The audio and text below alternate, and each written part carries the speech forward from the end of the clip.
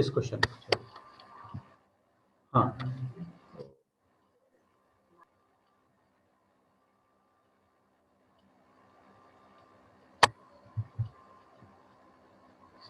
जी, सब लोग आ गए वापस?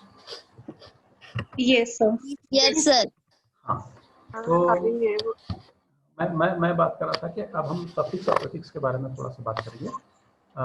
सफिक्स जैसे कि किसी ने बताया ड्यूरिंग मीटिंग, सफिक्स वो है जो आखिर में लगाया जाता है, राइट। प्रीफिक्स जो है वो जो पहले लगाया है। अब कंडक्ट है, कंडक्ट में अगर मैं प्री लगा दूं, प्री कंडक्ट होता।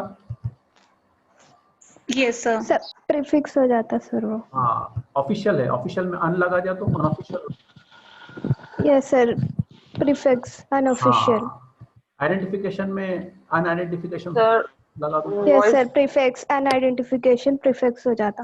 हाँ, तो वैसे है ना, ऑफिस अगर है उसको IAL लगा के अपन ऑफिशियल बना दिए तो वो प्रीफिक्स लगाया, सफिक्स। तो सॉरी सफिक्स लगाया, वेरी गुड। अब प्रपोज को है ना, प्रपोजल बना, ऐसा नहीं सर, थोड़ा सा मुझे बोलने दीजिए। प्रपोज में अगर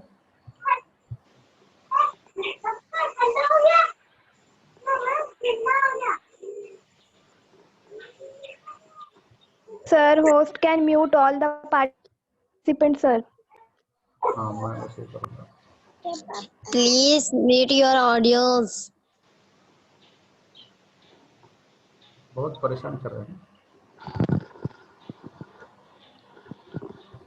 ओके, तो Yes, sir. हाँ, तो आप लोग प्रीफिक्स सफिक्स के और प्रीफिक्स के कॉन्सेप्ट को समझ चुके हैं। तो नेक्स्ट टाइम अगर सफिक्स और प्रीफिक्स से रिलेटेड कोई क्वेश्चन आए तो आप आसानी से आंसर दे पाएंगे। अगर नहीं भी आया तो फिर भी आप ये आंसर दे पाएंगे, ठीक है। Now choose the word with correct spelling. अब यहाँ पर ऐसा है कि अगर आपने कभी इस वर्ड को अगर सुना नहीं होगा या देखा नहीं होगा तो आप उसको नहीं कर पाएंगे। ये थोड़ा सा वो बारीकी वाला सवाल है। अगर आप एटलीस्ट उसके तलफ़्फ़ुज़ से वाकिफ़ हैं या कभी आपने उसको, आपकी नज़रों से वो लफ्ज़ गुजरा है, तभी आप इसको करेक्ट कर पाएंगे, अदरवाइज नहीं कर पाएंगे। जाहिर सी बात है, कॉम्पिटिटिव एग्जाम में कुछ ऐसे नट्स होते हैं जो हार्ड टू क्रैक होते हैं, यानी कुछ ऐसे सवाल होते हैं जिसके लिए बाल नोचना लाजिम हो जाता है। तो उसमें ज़्यादा परेशान होने वाली बात नहीं है। अगर आप नहीं जानते हैं इसमें तो आपको इसको ये वाले पर्टिकुलरली स्पेलिंग वाले में क्या है, बहुत बारीक इसमें चेंज होता है और वो लोग बारीकी में आपको आपकी बारीकी को चेक करना चाहते हैं, इसलिए इस तरह के क्वेश्चन देते हैं। तो अब ये वोरेशियस है,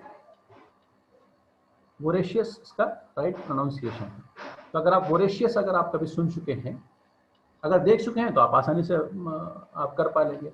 अगर आप कभी सुने भी होंगे तब भी आप है ना कर पाएंगे। अब इसका वोरेशियस इसका राइट प्रोनाउंसिएशन है, तो उसके हिसाब से आप बोलिए इसमें से कौन सा आंसर होगा right. Third option sir. Third one, very good. तो ये है। तो अब ये कुछ ऐसे ये सवालात है ना, बहुत रैंडम सवालात है, डिफिकल्ट भी होते हैं। इसका मतलब क्या है सर? हाँ जी, इसका मतलब क्या है सर ये वर्ड का? हाँ, वोरेशियस उस ना क्या बोलेंगे कैफियत को बोलते हैं जहाँ पर आपको बहुत ज़्यादा किसी चीज़ की तलब हो, एपेटाइट हो, राइट। तो जैसे हाँ नहीं समझ आया सर। हाँ, वोरेशियस उस कैफियत को बोलते हैं जहाँ पर आपको किसी चीज़ की बहुत शिद्दत से तलब हो जी। जैसे मिसाल के तौर पर आपको अगर आपको खाने की बहुत तलब है तो आप बहुत खाते हैं, राइट। जैसे आपको अब हमें गवर्नमेंट जॉब की तलब है। तो लेकिन अब ये इस्तेमाल जो है, पॉपुलर इस्तेमाल जो होता है अंग्रेजी में, वो वोरेशियस रीडर बोल के होता है। ऐसा रीडर जिसको है ना पढ़ने की बहुत तलब है, जिसको आप 10 बुक दो तो 11वीं पूछेगा, राइट। वोरेशियस रीडर बोल के आप ये याद रख लीजिए कॉम्बिनेशन। यस सर, जज़ाकल्लाह सर। ठीक है। नाउ अब आते हैं हम words having the same spelling but different meanings are called, right. Same spelling but different meaning. Same का मतलब क्या है? एक जैसे, हाँ, एक जैसे। एक जैसे। अच्छा, हाइपो, हाइपर, होमो, होमो। तो इसमें से कौन से दो होंगे जिसमें जिसका वो है, कौन से तीन है, दो है जो जिसका है ना सिमिलर है? मतलब Homonyms. Homo means same, right? Homo sapiens, right? ऐसे स्पेशीज Yes, sir. जिसके लोग है ना के फीचर्स में बहुत सारे सिमिलर होते हैं, physical and other features, right? Homo sapiens बोलते हैं। Yes, sir. फिर और क्या है होमो से पॉपुलर वर्ड? खैर होमो सेपियन तो आप सुन चुके होंगे। तो होमो का मतलब है सिमिलर, सेम, राइट? तो अब Yes, यहाँ sir. पर हाइपर और हाइपो को बाहर निकाल सकते हैं हम लोग आसानी से। Yes, sir. हाँ, अब जो बच गया वो क्या है? होमोनीम है Homophones और and homonyms. होमोफोन्स है। Homophones, homonyms. होमोफोन्स, होमोनीम्स है। आप जिस डिवाइस पे सुन रहे हैं उसको फोन बोलते हैं, right? Yes, sir. Yes, sir. Phone इसलिए बोलते हैं कि मैं जो बोल रहा हूँ वो आप सुन पा रहे हैं और आप जो मैं बोल रहे हैं मैं सुन पा रहे सुन हैं, पा sir. रहा हूँ। तो इसका मतलब इसका ताल्लुक आवाज से है Yes, sir. ना? है नहीं है? Yes, sir. हाँ, तो होमोफोन्स यानी ऐसे अल्फाज जिसको जो सुनने में सही हो, सेम हो। Same है. जैसे आम, आम, राइट? अगर आप अरबी पढ़े हुए हैं तो आप डिफरेंशिएट करेंगे, अदरवाइज आम आम है, राइट? आम दावतों में, हाँ, आम दावतों में उमूमी तौर पर आम नहीं परोसा जाता है। अब कौन सा आम कहाँ है ढूंढते रहना पड़ता, राइट? एक अलीफ मद और एक जी। तो ऐसे ऐसे ऐसे अल्फाज जो सुनने में सिमिलर हो उसको होमोफोन्स बोलेंगे हम लोग। लेकिन सवाल यहाँ पर क्या है? सेम स्पेलिंग बोल रहा। तो Same spelling. पहले दो ऑप्शन तो हम लोग एलिमिनेट कर चुके, अब बचे ये दो थे, राइट? तो ये थर्ड वाला भी एलिमिनेट हो गया क्योंकि इसका ताल्लुक आवाज से है, स्पेलिंग से नहीं है। तो ऑब्वियसली दो जो बच जाता है वो आंसर क्या है? होमोनिम्स। ठीक। Yes, sir. Yes sir. देखिए 1 घंटा होने आ रहा है और हम लोग सिर्फ 5 सवाल कर पाए। ओके, नाउ सर प्लीज वो एक्सप्लेन करिए ना, फिर से नहीं समझ नहीं आया। कौन सा ये वाला? जी sir. Words having the same spelling but different meaning are called. तो यहाँ पर पहला क्लू जो हमको मिल रहा है क्वेश्चन से वो सेम का है, राइट? और इसमें दो अलग वैरायटी है, स्पेलिंग एक है और मीनिंग एक है। तो same spelling but different meaning. तो डिफरेंट मीनिंग से पहले हम सेम स्पेलिंग पे जाएंगे। सेम स्पेलिंग में सेम क्या है? लफ्ज़ सेम का ताल्लुक चार में से किसी से है। अगर आप थोड़ा सोचे तो आपको मालूम होता है होमो का मतलब सेम है। होमो सेपियंस का मैं एग्जांपल दिया था, राइट? Yes, sir. ऐसी मखलूक जो सिमिलर हो उसको हम होमो सेपियंस बोलते हैं, राइट? इंसानों को। यस तो सर। ये होमो का मतलब सेम है, तो इसका मतलब ये बाकी जो दो है वो आड वन से हम उसको हम बाहर कर दिए, तो बच जाते दो। अब ये दो में से है ना, फोन एक है, नीम एक है। नीम का मतलब नहीं मालूम लेकिन फोन का मतलब हमको मालूम है। ऐसा आला, ऐसा डिवाइस जिससे आवाज एक जगह से दूसरी जगह पहुंचाई जा सकती और सुनी जा सकती, राइट? तो उसका ताल्लुक आवाज से। फोन का मतलब साउंड है, राइट? होमो का मतलब सेम है, फोन का मतलब साउंड है। तो होमोफोन मीन सेम साउंड। यहाँ पे बात किसकी चल रही? सेम सेम बात किसकी चल रही है? Spelling. Same spelling. हाँ, सर इसका एग्जांपल, सर इसका एग्जांपल बैट और बैट ले सकते सर। बैट, क्रिकेट बैट और चंगादर बैट। हाँ, बैट एंड Match. बैट ले सकते हैं। Yes exactly. Match भी ले सकते sir. Match and match, right? ऐसे बहुत सारे वर्ड बार्क भी ले सकते सर। वो तो कुछ ट्री भी ले का सकते हैं। बार्क और डॉग का बार्क। जी जी, शुक्रिया गेम शुक्रिया and insect, cricket insect and cricket. शुक्रिया शुक्रिया आ गया शुक्रिया। सर, आप समझ गया। अभी मैं आंसर अब आपसे तलब नहीं कर रहा हूँ। मैं आपको आम और आम का एग्जांपल दूसरों की आवाज से प्रॉब्लम हो रहा है सर, आपकी आवाज समझने पर। जी जी, अब आप आराम से सुनिए मेरी आवाज़। तो आम और आम का एग्जांपल मैं दे चुका। आप इंग्लिश में आप ऐसे 50 ढूंढ के निकालिए होमोफोन्स के। तो यहाँ पर जो है सेम स्पेलिंग की बात चल रही, सेम आवाज़ की बात नहीं चल रही, सेम मीनिंग की। तो यहाँ पर आंसर क्या होगा? Homonyms. Same spelling, sir right? Homograph में भी सेम स्पेलिंग रहती ना सर?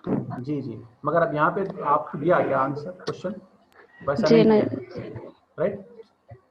अब करीब तरीन जो है वो राइट रहता है सर इसमें। कभी कभी ऐसा हमने आपको जानबूझ के क्या करता है, कंफ्यूज करने के लिए देता, लेकिन हम जो एलिमिनेट कर रहे हैं वो इम्पोर्टेंट है, जो बच जा रहा वो ज्यादा इम्पोर्टेंट नहीं है। सर यहाँ पे होमोफोन्स जो है इसका मीनिंग है कि सेम साउंड, इसलिए ये टिक नहीं हो रहा, राइट आंसर? एग्जैक्टली यही कंफ्यूज करने के वास्ते ने दो रखा है, होमोनिम्स और Okay. होमोफोन्स। तो फोन्स का ताल्लुक थैंक क्या यू है? Sir for explaining again. हाँ ये है, अगर यहाँ पर होमोग्राफ होता तो graph is related to writing की जो भी चीज़ है उसको ग्राफ बोलते हैं, उसका बेस वर्ड जो है राइटिंग का उसको ग्राफ बोलते हैं इंग्लिश में। जैसा होमो जो है सेम के लिए है, फोन जो है आवाज के लिए है ना, वैसे जी जी। ग्राफ जो है वो राइटिंग से रिलेटेड है, लेकिन क्योंकि वो सर, दिया ही नहीं ऑप्शन में। अगर दे हाँ अगर होमोनाइम्स और होमोग्राफ दोनों दे दिया तो जब क्या करना सर? हाँ, तो वो Homograph होमोग्राफ is पे जाना right. चाहिए आपको, आंसर उसमें राइट अप्रोप्रिएट आंसर जो रहेगा वो होमोग्राफ। होमोग्राफी रहेगा। हाँ बस चलिए। So now I'll move to another question. Light changes its nature when passed through a transparent medium. ये इंग्लिश का जितना सवाल है उतना ही है ना आपके फिजिक्स का भी सवाल है, या लाइट साइंसेस के का भी सवाल है। लाइट के बारे में है, राइट, पास थ्रू है, मीडियम है, राइट। आप अगर थोड़ी सी बेसिक साइंस पढ़े हुए हैं तो आपको मालूम होगा कि 3 तरह के मीडियम होते हैं, राइट। जी सर। Yes sir. एक ऐसा जिसमें से लाइट आसानी से पास हो जाती है, एक ऐसा जिसमें से लाइट पास कतई नहीं हो सकती है, एक ऐसा जिसमें से पास हो सकती है लेकिन वो अपने क्या बोलेंगे डायरेक्शन से बेंड हो जाती है। जी सर। हाँ, जी, तो मैं Yes, sir. मैं याद करूं जो मैं पढ़ा था स्कूल में वो ये था, ट्रांसपेरेंट, ट्रांसलूसेंट और ओपेक, राइट। Translucent sir. तो ऐसा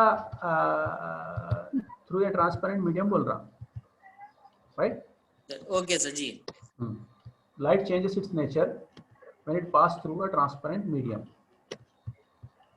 तो कौन सा मीडियम ट्रांसपेरेंट? अब आप समझिए, आपको नहीं मालूम है इसके बारे में, बिल्कुल सर। आप फिजिक्स पढ़े हुए नहीं है या पढ़े हुए लेकिन याद नहीं आ रहा वहाँ पर, छोड़ दीजिए, मस्तानी। उसके बावजूद भी अपने को आंसर कैसे देना है इसका। तो light changes its nature when pass through a transparent medium. Choose the antonym of the word transparent. अब यहाँ क्या है, क्या दिया? Antonym. Antonym. Opposite word. Anto means opposite है, syno means same, meaning, similar meaning. Similar. ठीक है, very good. तो अब एंटोनिम देखना है तो अपने को ये जो भी है उसका अपोजिट देखना है। अब आप सोचिए कि लाइट पास थ्रू हो रही किसी चीज में से, जी।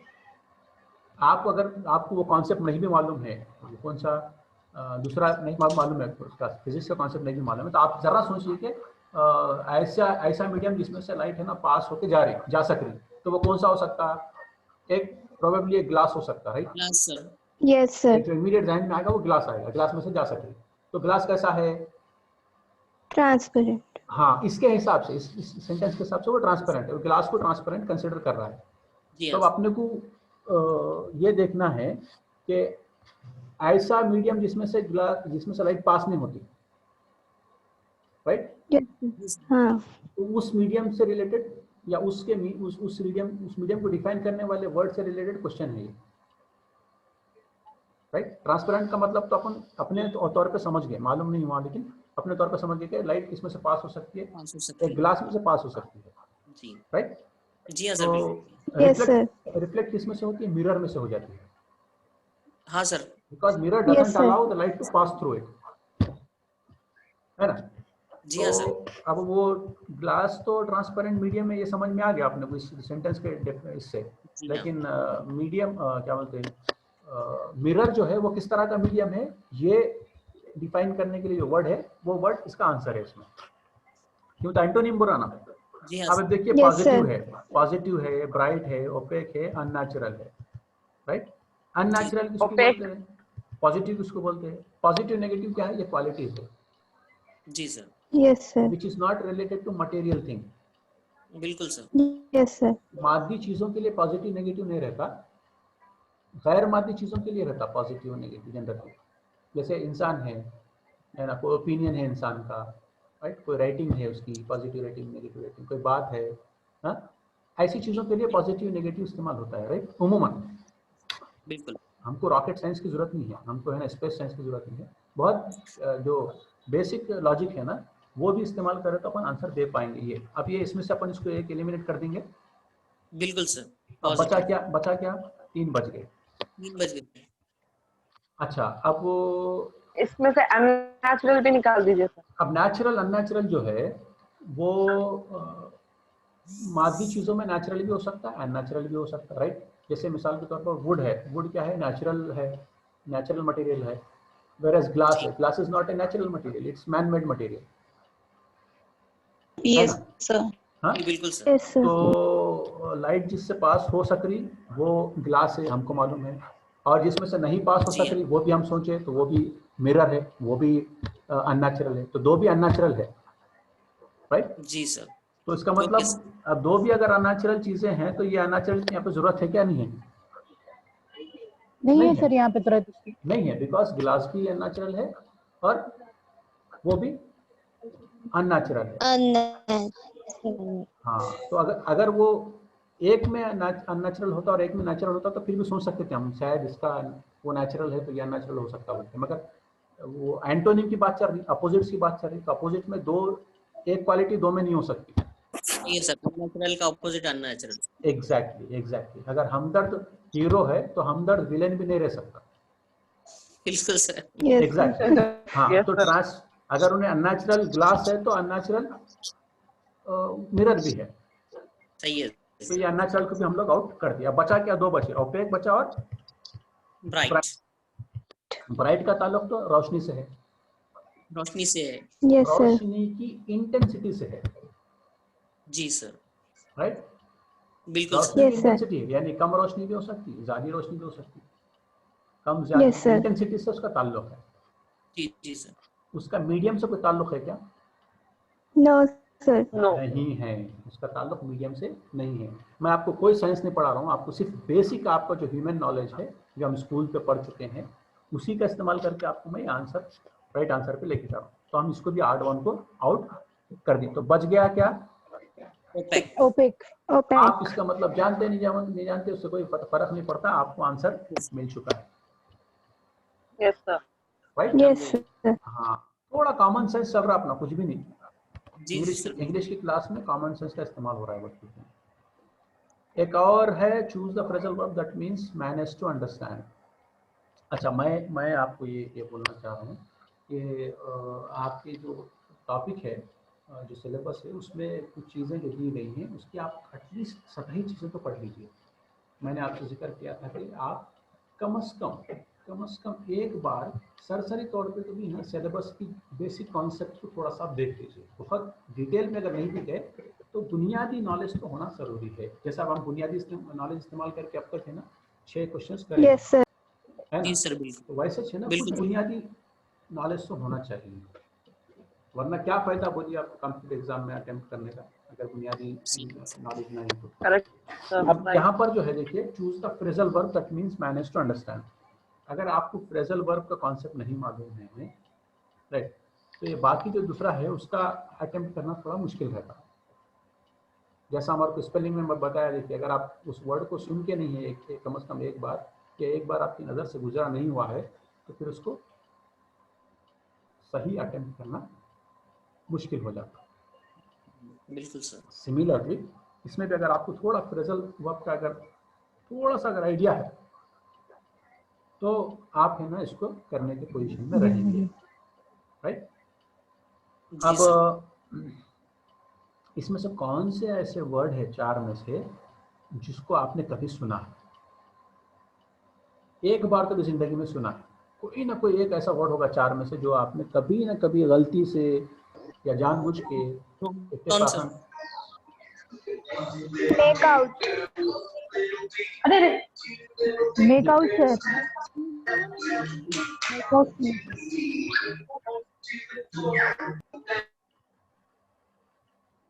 हाँ तो मैं ये बोल रहा हूँ कि अब मैं ना फ्रेजल वर्ब का कॉन्सेप्ट जानता हूँ ना ही मैं Manage to understand. इसमें से कोई एक ऐसा वर्ड है जो मैं जानता हूँ। ऐसा तो होता कभी ना कभी कि आप इसमें से कोई Yes, sir. चारों में से कोई ना कोई एक आप सुने हुए होंगे। इस मिसाल के तौर पर कार ब्रोक डाउन, जी सर। कार ब्रोक डाउन बोल के आपने सुना होगा कि वो तो कार, इंटरनेट है ना, स्मार्टफोन, ये हमारे वक्त की है ना ऐसी हकीकतें हैं जिसके बारे में बच्चा भी जानता है। चाहे वो स्कूल में पढ़ा हुआ हो ना पढ़ा हुआ हो, उससे कोई लेना देना नहीं है।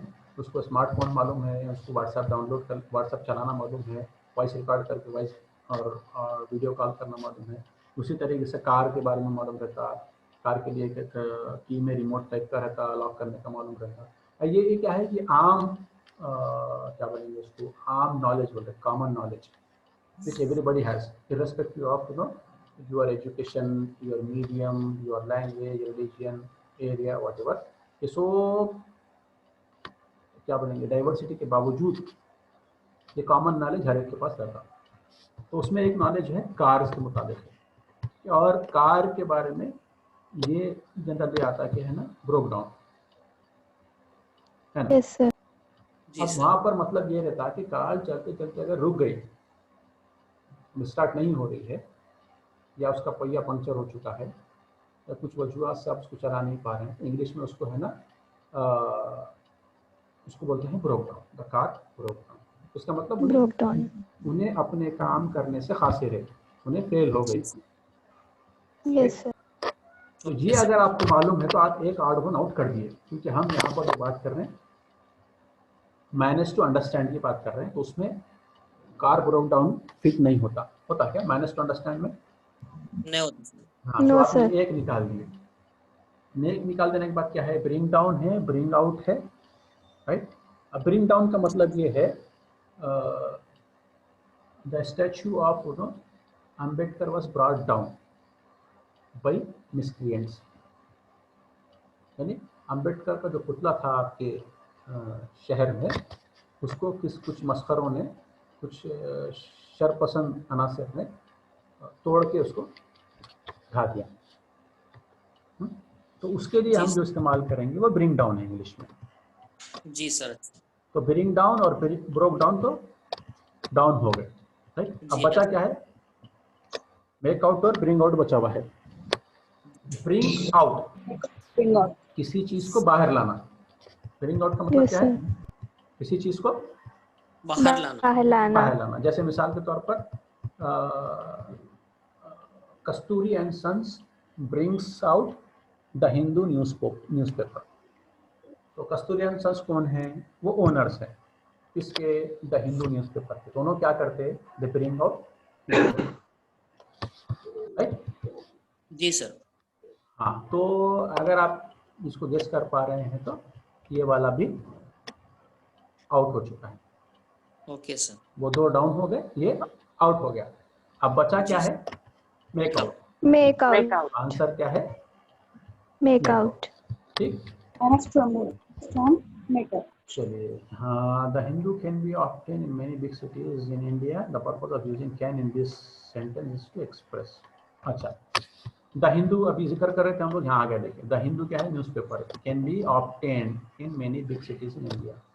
तो many big cities in India, the Hindu obtain. Obtain का मतलब आपको मालूम है, Yes, sir.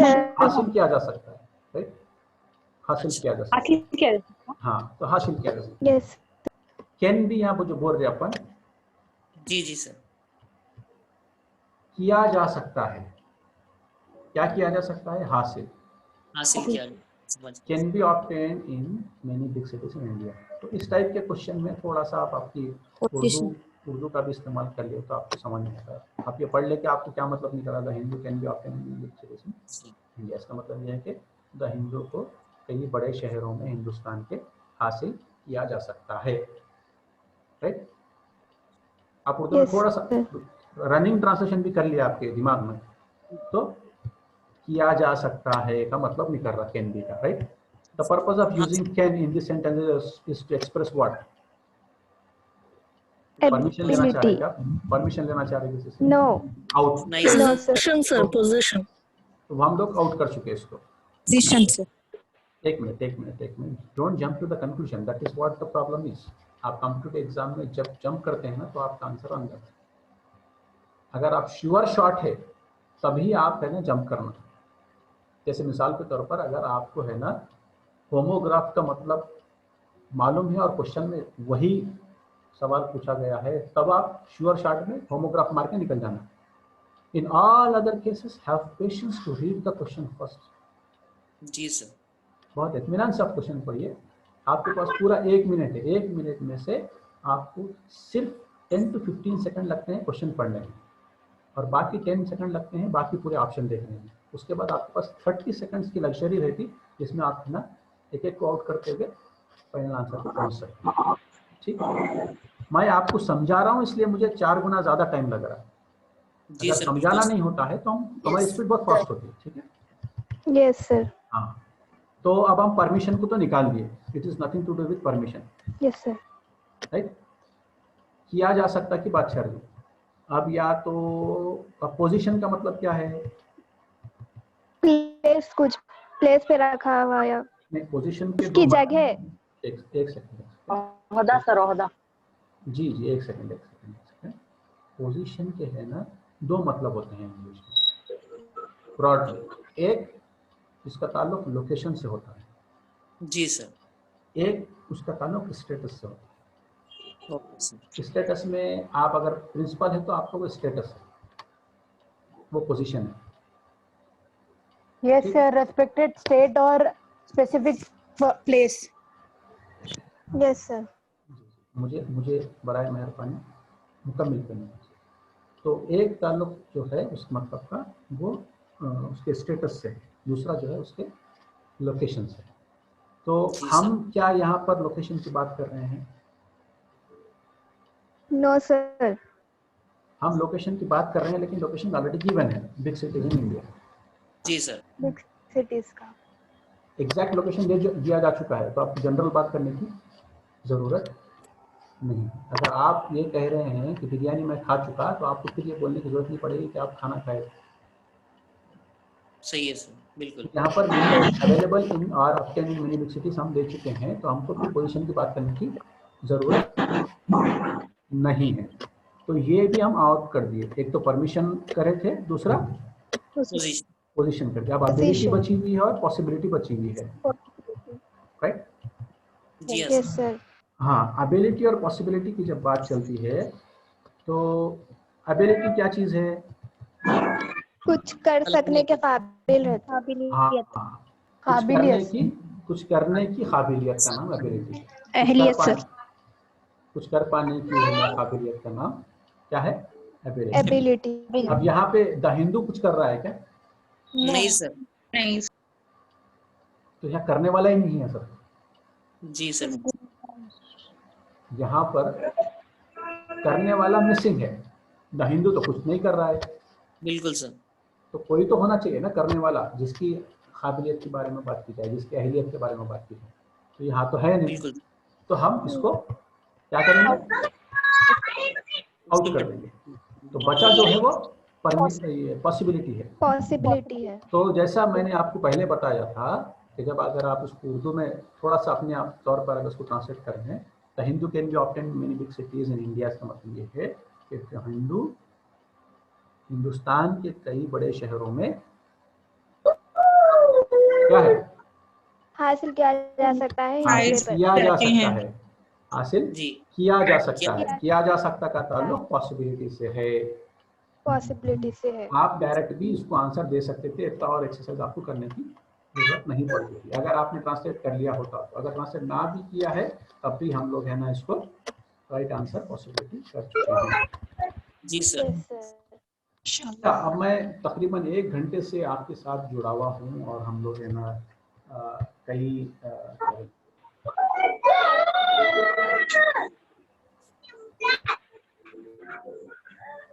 जी, तो मैं काफ़ी आपसे 1 घंटे से ज़्यादा से जुड़ा हुआ हूँ और आपको प्रैक्टिकली बहुत सारे सवाल हल करने का मैं तरीका बताया हूँ।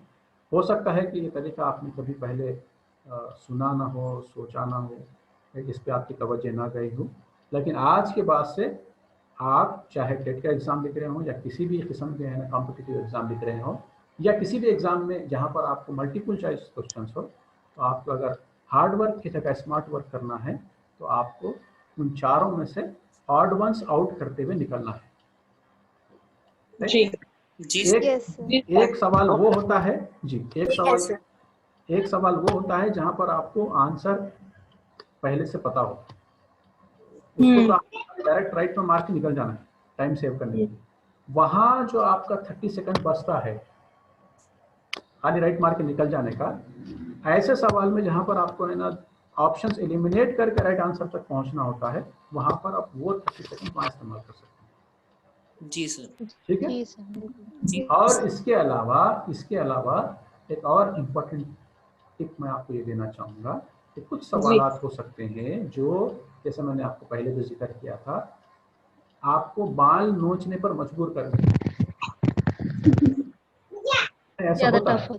हाँ, बहुत ज़्यादा टफ होते हैं। वो असल इसलिए रखे जाते हैं कि वो सवालात आपका टाइम खा जाए।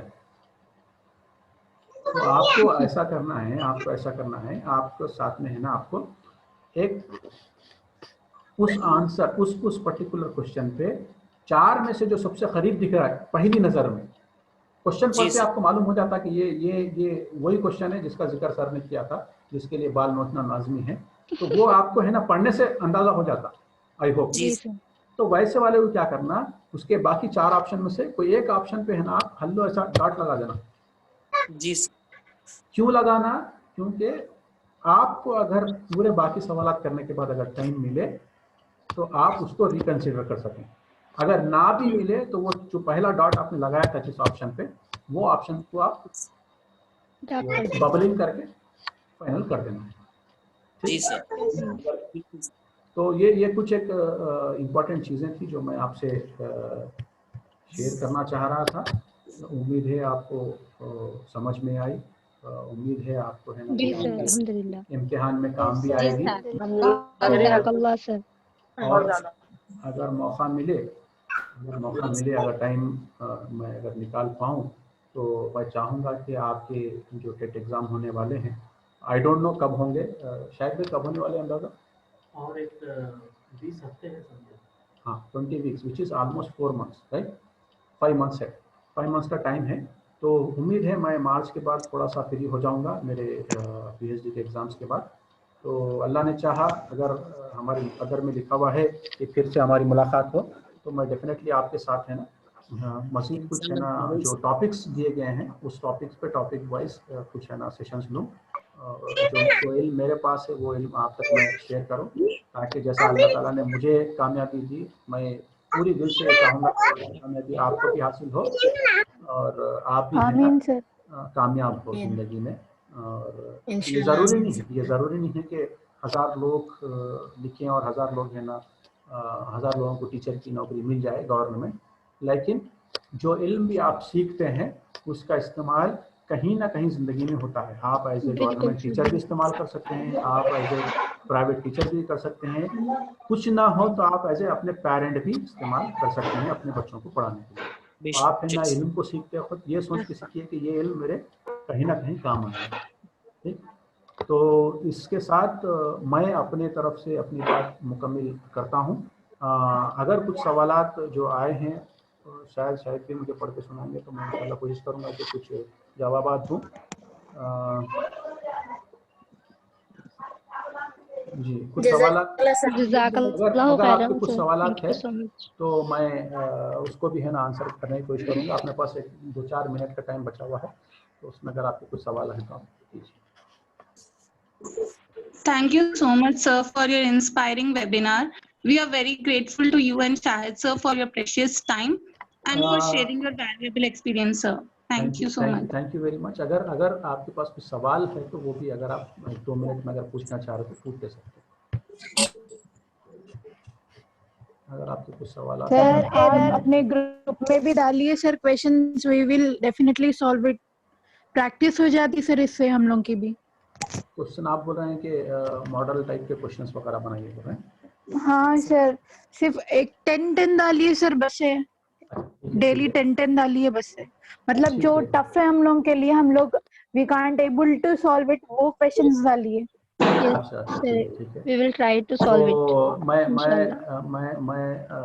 हमारे मोहतरम शाहिद भाई का शुक्रगुजार हूँ, उनकी फाउंडेशन का, नन्ही गिलहरी का, जिन्होंने जिसके बैनर के अंदर में ये प्रोग्राम, ये सेशन ऑर्गेनाइज हुआ.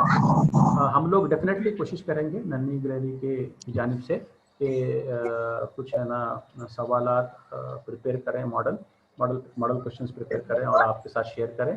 लेकिन अगर आप चाहते हैं कि आप हमारे साथ कनेक्टेड रहें, हमारे लेक्चर से इस्तेफादा करें, तो आप है ना बराए मेहरबानी शाहिद सर का एक यूट्यूब चैनल है नन्ही गिलहरी फाउंडेशन की जानिब से, शाहिद अली हसरत, हाँ जी, शाहिद अली हसरत के नाम से यूट्यूब चैनल है. आप उसको सब्सक्राइब कीजिए, उस पर वीडियोस देखते रहिए. हम लोग आज का वीडियो जो हुआ है, सेशन हुआ है, उसको भी हम इंशाल्लाह है ना रिकॉर्ड किए हैं, तो इसको भी हम लोग है ना अपलोड करेंगे. चूँकि 500 से ज़्यादा लोगों की रिक्वेस्ट थी इस सेशन के लिए, और जूम की लिमिटेशन ये है कि हम सिर्फ 100 को रख सकते हैं, उसकी वजह से बहुत सारे लोग मिस हुए हैं, तो वो लोग भी इससे इस्तेफादा हासिल करेंगे. तो आप तमाम का मैं दिल से है ना मशकूर हूँ, शुक्रगुजार हूँ. आपने पेशेंटली मुझे सुना और मुझे अपनी बात रखने का मौका दिया. हम तमाम तलबा भी आपके मशकूर. तो जो आप ज़रूर है ना शाहिद भाई के चैनल को सब्सक्राइब कीजिए, और आपके जो कमेंट्स वगैरह है, जो सवालात आप जो यहाँ नहीं पूछ पाए हैं, वहाँ पर आप डाल सकते हैं, और उन सवालात को हम लोग है ना इंशाल्लाह. सर एक क्वेश्चन है सर. जी सर, बीएड फर्स्ट ईयर हो जाने के बाद हम लोग क्वालिफाई हो सकते क्या सर? टेट लिख सकते हैं हम लोग? अब सेकेंड ईयर में है फिलहाल.